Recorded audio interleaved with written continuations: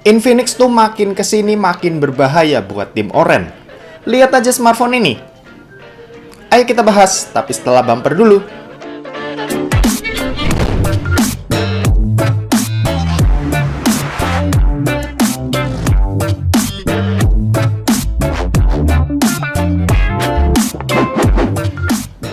So, halo guys, balik lagi sama Kuliah Sore. Oke, kenalin, ini adalah Infinix Note 11, smartphone yang bisa dibilang adalah killernya Xiaomi ya. Serius, ini HP tuh harganya tuh mulai dari 2,1 juta buat varian 4/64 GB tanpa NFC. Dan yang aku pegang sekarang ini harganya 2,4 juta buat varian 6/128 GB plus NFC pula.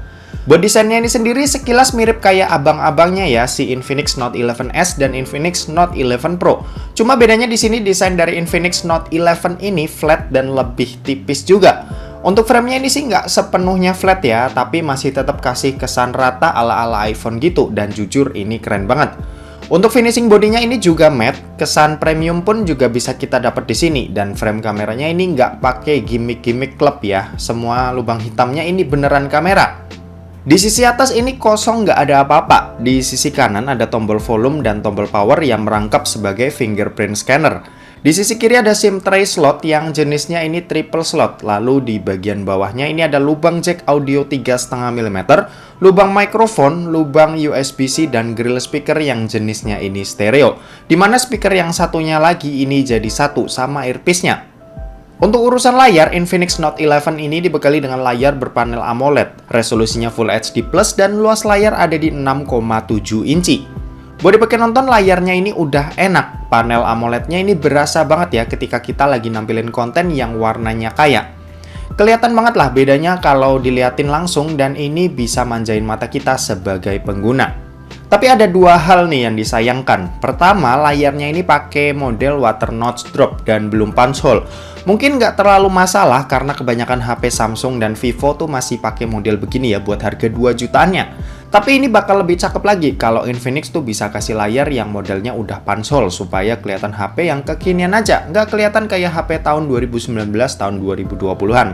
Terus yang kedua, ini refresh rate-nya masih di 60 Hz aja. Ya lagi-lagi ini emang bukan masalah yang berlebihan sih, karena 60 Hz itu ya masih biasa-biasa aja dan gak jelek.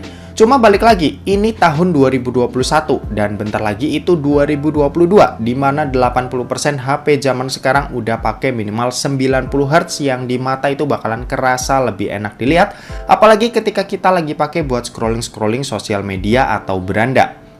Oh ya, layarnya ini udah punya kecerahan layar di 650 nits ya, yang buat penggunaan di luar ruangan ini udah lumayan enak. Udah bagus lah buat HP harga segini. Oke, next kita bahas soal performanya. Jadi Infinix Note 11 ini dibekali dengan SoC dari MediaTek pastinya. Yaelah, ini adalah pawang MediaTek. Chipsetnya ini pakai MediaTek Helio G88. Storage-nya ada yang 4/64 GB dan 6/128 GB.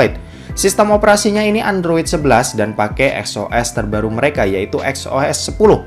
Jujur aku nih suka banget ya sama tampilan XOS yang baru ini. Kelihatan lebih rapi dan simple. Terus widget-widgetnya ini juga cakep buat dipajang. Untuk tampilan control centernya juga udah diubah nih, dan ini masih didominasi warna hijau khas Infinix. Buat dipakai harian kayak chattingan, main sosmed, nonton film, dan sebagainya, ini HP tuh udah lebih dari cukup. Performa hariannya tuh udah lancar, nggak bakal kerasa lemot ketika dipakai, dan ya intinya buat user casual ini nggak bakal ada masalah. Terus buat heavy user misal yang doyan main game, smartphone ini jelas di kelas harganya udah termasuk smartphone yang ngebut. Main Mobile Legends bisa dapetin settingan high dengan high frame rate mode on. Selama ngetes aku juga nggak ada nemu kendala berarti ya, dimana ya lancar-lancar aja di frame rate tertingginya. Terus PUBG Mobile juga udah lancar. Settingan yang didapat di sini tuh bisa smooth ultra sampai HD high, dan selama ngetes pakai smooth ultranya, FPS yang didapat juga stabil di 40-an FPS. Sementara itu buat mainin game Genshin Impact yang notabene adalah game yang terberat ya buat mobile gaming, HP ini tuh kelihatan ngap-ngapan nih. Tapi itu wajar aja ya, karena kita tahu game ini tuh berat banget. FPS yang didapat di sini tuh cuma di angka 25 sampai 30 FPS. Dan ya buat sekedar main-main tanpa peduliin frame rate sih udah bisa ya, udah bisa jalan tapi nggak nyaman. Nah, kalau buat baterainya sendiri, ini punya kapasitas 5000 mAh yang buat penggunaan harian udah cukup banget. Ditambah di harga segini, Infinix kasih fast charging 33 watt yang nggak tahu lagi deh mau ngomong apa. Intinya spek yang dikasih di smartphone ini udah jor-joran banget. Oke, dan terakhir kita mau bahas soal kameranya. Jadi Infinix Note 11 ini dibekali dengan setup triple kamera, di mana ada kamera utama beresolusi 50 megapiksel, kamera depth 2 megapiksel, dan satu lagi ini QVGA yang fungsinya nggak tahu buat apa. Sementara itu buat di bagian depan ini ada kamera beresolusi 16 megapiksel. Buat hasilnya ini aku nggak bisa bilang ini bagus ya, tapi ya sekedar cukup aja buat harga smartphone 2,1 sampai 2,4 jutaan. Dibilang jelek enggak, bagus pun juga enggak, ya standar lah.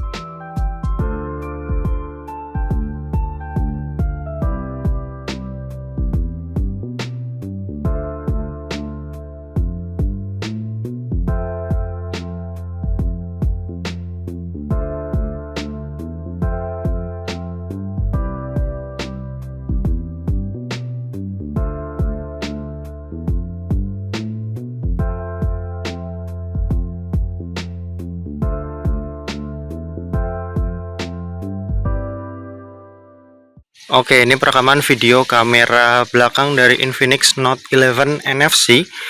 Ini direkam menggunakan resolusi 1080p 30 fps dan ada mode stabilnya juga. Nanti kita bakalan cek gimana buat kualitasnya. Oke, seperti ini. Kita bakal coba cek lari ya, nanti bakal bandingin sama yang pakai Ultra HD.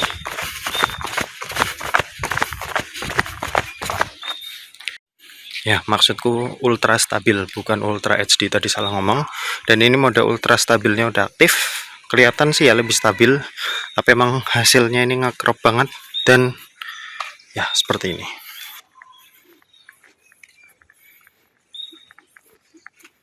Oke, kita balik, kita lari.